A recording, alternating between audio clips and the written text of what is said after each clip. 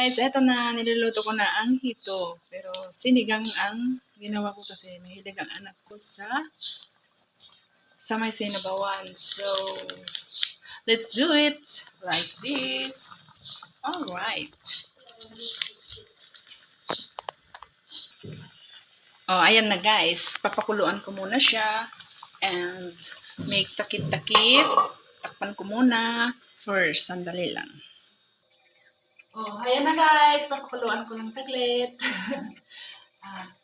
Makikita mamaya ang resulta. Ayan. Masarap na naman yan for sure.